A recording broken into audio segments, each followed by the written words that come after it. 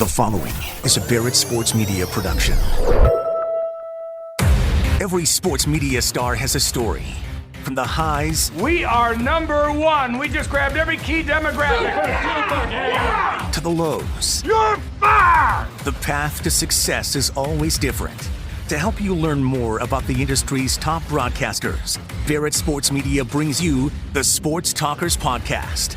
Now, here's your host, Steven Strong. The sharp, dynamic, talented, and humorous Rob Parker of Fox Sports joins us today on the Sports Talkers Podcast. Welcome in, everybody. We talk about his childhood in Queens, breaking into sports radio, a hilarious story about Lou Piniella chasing him down the locker room after a story he had written in Cincinnati. Of course, his relationship with Chris Broussard. He is the co-host of The Odd Couple on Fox Sports with Chris, so we talk about him and their relationship and some of the actions and comments that Rob has made and maybe regrets a little bit throughout his career. I hope you guys enjoy this candid conversation that we had with Rob Parker. But first, as always, rate, subscribe, and review the Sports Talkers Podcast. We're on Apple Podcasts, BarrettSportsMedia.com, Spotify. We're everywhere. Shout out to JB for taking care of us. Again, it's an open and candid conversation with Rob Parker that starts right now. All right, so you're a Queens guy. I'm from Jersey, a little bit different, obviously, but talk to me a little bit about your childhood and your passion for sports that fermented into sports broadcasting. Yeah, it actually started pretty early, growing up in New York and just being a sports guy, sports fan growing up, and the teams that I just watched everything on television, every game that came on, baseball, football, basketball, hockey. I was a big Islanders fan growing up. When I was growing up, they won 4 Stanley Cups, so I watched every game that came on. I just was into sports, and I can remember being in second grade, and my teacher, Miss Noble, pulled me aside from class one day. So when you're in second grade, you're 7 years old, and she said to me, "You should be a writer when you grow up because you're such a great writer." And I thought, okay, I took it, put it in the back of my head. Time went on. I used to watch this old TV show called The Odd Couple. It's a old sitcom from the 70s. And Jack Klugman had a role as Oscar Madison as a sports columnist.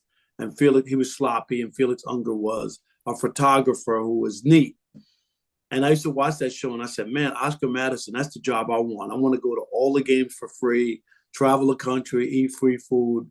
And that was really how I got into it. So by the time I was 9 or 10, I was reading 3 newspapers every day. The Daily News on the way to school, the New York Post on the way home. And then when I got home from school, I had a newspaper route. And I used to deliver the local paper, the Long Island Press. And I would read it first and then go deliver the paper. So I was really into sports and reading and a newspaper. And that's really how I got interested in the business. And I used to have a tape recorder, an old reel-to-reel tape recorder, and I would just sit there and write sportscasts and deliver them into my tape recorder, play them to my family. So it's deep-rooted. It didn't happen overnight. It was from the very beginning. That's a fantastic story, Rob. And I want to hit on the reading the newspaper because I think a lot of people, I remember doing that in school as well.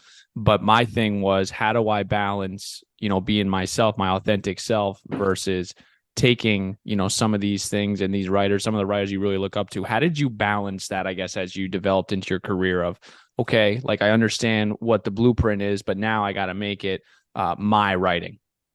Right. You look at people, to become a good writer, you should read, and reading other people is good. But you want to develop your own style. So somebody might have something that you think is good, or you like the way they do it. I remember one that I stole from Bob Clappish, who's a baseball writer in Jersey now, but he was at the Daily News. He covered the Mets. And I remember him writing about a pitcher's ERA, and he called it he had a chubby ERA of 4.51. I just thought that was what a great way to describe so clever. Yeah. Someone who has a chubby ERA. So when I went to Cincinnati and I became a Reds beat writer,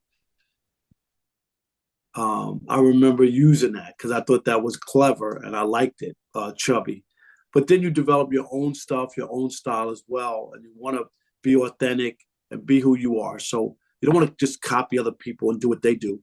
You could take bits and pieces from people who you think are really good. And if you see stuff that people do that you don't like, say, I'm never doing that, or I'm going to avoid being that kind of writer. So you can learn from other people, but ultimately you want to be yourself and be authentic. So you went to Columbia and you also, I mean, you got your master's. Talk to me a little bit about through school, what your mindset was outside of academics. How did you get, I guess, a foot in the door at a radio station or a newspaper? Please be very in detail about these steps, about how you make that jump or how you make those connections in college. Well, I was in college and I started to work part-time. I worked at the New Haven Register was my first job. I went to Southern Connecticut State University in New Haven, Connecticut. And I went down and applied to work in the sports department. And I used to pick up the phone and take scores and write little recaps. And that was for $5, $5 an hour. If you could that's what they paid. I was so thrilled to have that job and work 10 or 15 hours a week. And that was my break at WELI in New Haven. I worked there and learned the radio business. And I worked at Channel 8, WTNH, which was an ABC station in New Haven, Connecticut. And again, I got a feel of all the ins and outs of television, as an intern. And I can remember the first time I got to watch a game. And then the sportscaster's name is Ronnie Duncan. He's now in Detroit. And he allowed me to write the highlights. And so a guy in the football game that I was watching had like an 85-yard touchdown run. So again, WTNH Channel 8 was an ABC station. So I wrote in the highlights, Joe Smith took the handoff and AB, see you later, an 85-yard touchdown run. And he read it on the air, and you don't know what thrill I got. Being a college kid, he liked it. So that was my own style. I made that up. And then later on, when I became a TV sportscaster in Detroit, I worked for the NBC station, Channel 4. And so whenever somebody hit a home run and I was doing highlights, I go, Miguel Cabrera came up and NB, see you later, a 3-run home run to right field. And that became a thing. People would see me around town in Detroit. Every time they saw me, they would say, all right, NB, see you later. And it became a thing. Talk to me a little bit about working with Chris and why you guys just seem to work. You guys are as odd as they come, but the radio show is fantastic. Well, thank you. Chris and I have known each other since 1992. What is that? 26 years or so? 26, 27 years. And we've known each other because we travel in the same, sports writers. It's a small circle of people. It's like a fraternity. So you know everybody. You really do. And Chris and I used to be on First Take together, and we worked at ESPN the same time. We worked at Fox FS1 together. So we've always kind of been around each other and, been on the set together. And how we got together, and We Are the Odd Couple, was not like a made-up stage name. We're different people. Chris is a family man, religious man, great guy, wife, 2 kids. I'm the slouch, divorced, no kids, trying to hang out at the strip clubs. I mean, like regular Joe, eating chicken wings and hanging out and stuff like that. But our boss, Don Martin, was listening to a podcast. And Chris and I he had a basketball podcast, and we got on there together. And we just started going at it. And so Don Martin stopped us both and said, I listened to the podcast. And at that time, Chris and I each had a show with somebody else. I did a show on Saturday, and Chris did a show on Sunday. We had the same partner, but we didn't work together. And so Don Martin was like, I heard the podcast you guys did. I don't understand why you guys aren't working together. Like the podcast was fantastic. And then Scott Shapiro, our other boss, was like, yeah, you guys work really well together. And, we should put you guys together. So Don and Scott put us together. And it just took off. We did a Sunday show for about 4 or 5 months or something like that, and then we got a full-time show. And it just works because we are different people. We naturally have a rub, and I think that's what makes for good radio. You don't want everybody preaching to the choir. Right. Some shows you got 3 guys and they all agree on everything. I mean, like what kind of show is that? Yeah. Also, I think the thing about our show is people can claim our show. We take phone calls. Some of these shows, they talk for 4 hours. They don't want to hear from anybody. I think those are boring shows. And I think having people invest and claiming your show, like, yo, that's my show. Rob and Chris listen to what I had to say, or they push back, or they agree with me. Like that, I think there's a place for that. You don't have to be all phone calls. People are looking for information, and they're looking to be entertained. So that's always is our goal, to be fun and informative. Fun. If you're having fun, people are going to be having fun. And you got to give them information and not just read ESPN.com and regurgitate what is up there. Anybody who's listening to sports talk radio probably already read the stuff on Right. ESPN.com. Teach me something when I'm dialed in with you guys. Teach me something I didn't know before.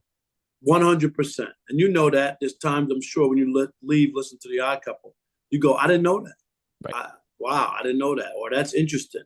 Rob said something I never heard before. And that's what we're always striving for. You know, let people leave with something so that you could take that back to your circle of friends. And then you offer them up that information. And then they go, wow, yeah. Where'd you get that from? Oh, I listened to the Odd Couple on Fox Sports Radio.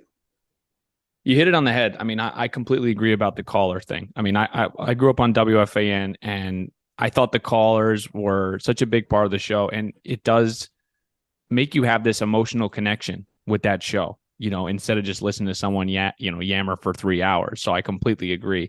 I want to get into just, you know, when you are on the air as long as you are, there are going to be things that you say that you eventually have to take back. Do you have any of those comments that you wish you maybe wouldn't have said, or you would have handled a little bit differently? I mean, every so often. I mean, you mean on radio or television, or just in general? In general.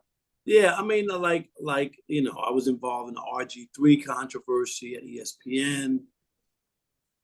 You know, at the time, I didn't think it was going to be a firestorm, but you never really know because we had already talked about it in the pre-show meeting. I try to be as fair as I can. And normally there's, you know, when you do television, there are no surprises. You kind of flush out what you're going to talk about and whatnot. The producers know, the bosses know. So sometimes those things don't always come across the right way. Maybe that situation could have been handled differently, but all the safeguards were there, so there was no reason for me to feel like I was doing something out of the pocket because I'd expressed my thoughts to the bosses and the producers of the show. So they already knew. They knew, so there was no red flag from them. You know what I'm saying? Like, it didn't come across maybe that way to people who were just watching at home. Maybe we didn't think that we were crossing a line or whatever, but I would say, yeah, my goal is not to be controversial from the standpoint of trying to hurt people or make them feel bad. I just want to give them an honest opinion of a situation. There's too many guys on television now who are all, you know, compromised and friends and in bed with each other, and they went to the same school, they play for the same team, they have the same agent. So you're not getting an honest, fresh take a lot of times on these because they're compromised. They just can't give you an honest take because their boy's going to be upset, or the team that they used to play for won't invite them to the Christmas party. Do you know what I mean? Like yeah, what and my next question would be to you: who do you think out there does a good job of doing that, of keeping it real, keeping it authentic, no matter just Charles Barkley. That's why the players don't like him, and that's why he's the king of the hill. It's because he's going to call it like he sees it. So a lot of players don't want to deal with him, or he's bitter, he's an old man, all that kind of stuff. No, Charles is just keeping it real. So Charles also has the luxury of saying pretty much whatever he wants because right, TNT has allowed him to do so. But the idea that he would call, Anthony Davis street clothes because he's always. I mean, most guys wouldn't go that route. I'm just saying. So I think Charles is the gold standard. And I appreciate his honesty. I covered Charles Barkley when he was in the NBA, and I've known him since the 80s, and I just think he's authentic. Absolutely. I think we all can agree on that. 2 more left and we'll get you out of here, Rob. We appreciate the time. What's the most angry a player or coach has been with you? Lou Piniella. I was covering the Cincinnati Reds. This was in 91 or 92, 91. And the players weren't happy. They won the World Series in 1990. Lou they struggled the next year, and Lou was ornery. And some of the players privately said to me, man, it ain't fun playing for Lou. And so I was intrigued by it. So I wound up writing this story. And, the players didn't want to be quoted because they thought that Lou would. So I thought it was an important enough story to write, to take the brunt by using some unnamed sources and information. And the players really, it was 3 or 4 of them. So it wasn't just one disgruntled guy. It was a lot of guys. So write this story. We're in St. Louis. And the headline on the story was Sweet Lou, which was his nickname. Yep. Sweet Lou. Sweet Lou turned sour. So we're in the clubhouse before the game against the Cardinals in St. Louis, and Lou runs out of his office. Somebody had faxed him a copy of the column that I wrote that was in the Sunday paper. And he ran out of his office, huffing and puffing, and, yelled, "Get your effing ass in my office right now." Everybody's getting dressed, for the game. Yeah. The whole place stopped in the clubhouse, like the players. It was a big moment in my career right there, because if I would have backed down, the players would have been like, he just backed down as soon as Lou came out and, started yelling and screaming. So I took my time. I turned around. He was behind me. Turned around. I grabbed my shirt and I said, "Do I have a Reds uniform on? Oh, You're not my boss. I don't play for you, and I'm not going to your office. All that yelling and screaming doesn't mean anything to me. You want to have a conversation, we can have a conversation." He calmed down. We went to his office. We talked. He yelled. I yelled at him. We talked it out. I said, "Lou, you can be mad at me as a messenger, but these are your players. This is what they're telling you. They don't want to tell you to your face, so they use me to get their message across. Okay, so think about that." He says, "It's over, whatever." So we go on with the scene. About a month later, 3 weeks later, in front of the whole, media corps in Cincinnati, Lou says, "You know that column Rob wrote about me about 3 month ago? Right. I need to change. I can't manage the same way I used to. I need to treat people as individuals. When I was coming up, that's how managers manage everybody the same way. It's not that way anymore, and I need to change."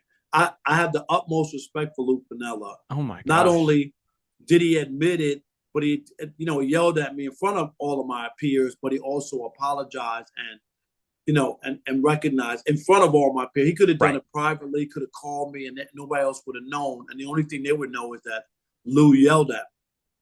So I have a lot of respect for Lou Piniella. I was glad that he was the manager and I was able to cover him when I was in Cincinnati. That was one of my favorite jobs, covering baseball in Cincinnati. Man, so that's my story. I love that. What a story, Rob. Last one, we'll let you go. Just when it's all said and done, and we hope you're doing this for 50 more years, Rob. Not that many. No. I gotta let the young guys. Don't you want a job? Yeah, of course. Yeah. Okay. So maybe I'm not gonna be here long. There you go. All right, fair enough.